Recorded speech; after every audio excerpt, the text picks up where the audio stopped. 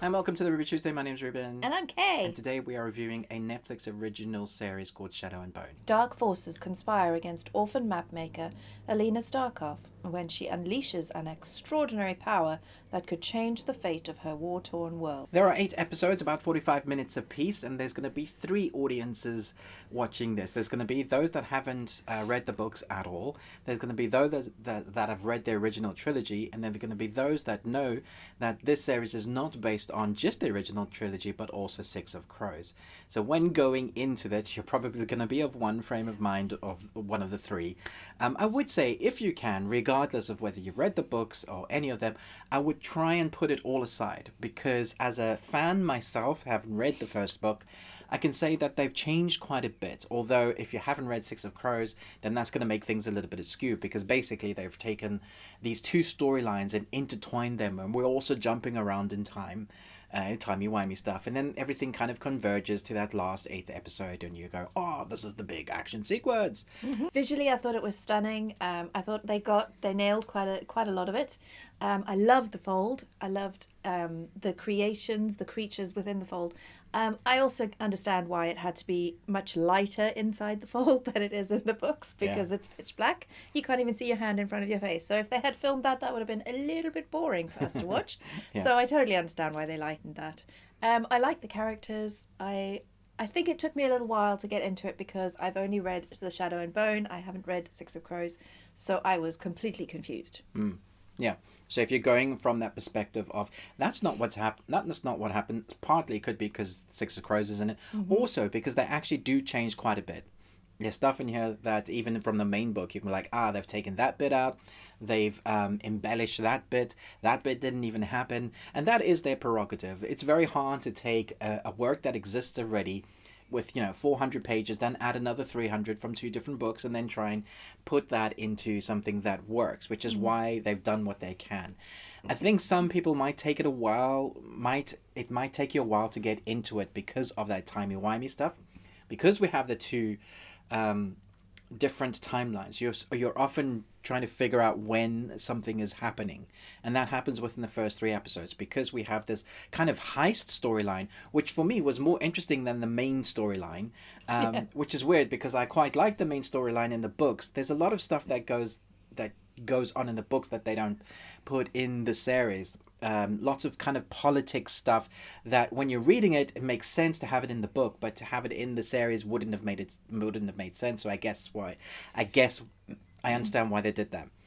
But I think that will confuse a few people. So if you give it a couple of episodes, I think you will then start to get into it. Certainly by episodes 6, 7, and 8, I was totally invested in the characters.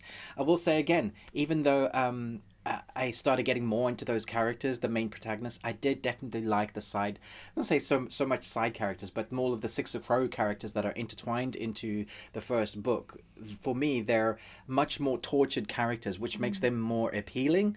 The score is epic. It's fantastic. It's a fantastical score. Thing is, they've got the ratio wrong again. There were loads of times where I had to up the volume and down the volume, up and volume and down volume, because you're trying to hear what they're saying. There's one particularly I've seen, I watched 3 times because we're trying to dissect it, and you can barely hear what Mel is saying over the epic score, and it's great. You're like, yeah, you can really feel the swell. It's an action movie, and it's like Mel's like saying his name. Say what? What? Like, my name is Mel. What? Sorry, I didn't catch that. And if it's just talking, then it's fine. You can drop it down. But if there's music and talking, the difference is noticeable. And I wasn't playing it on my surround sound. It would have been even worse on that. That's just TV. So that's just the thing that seems to be happening.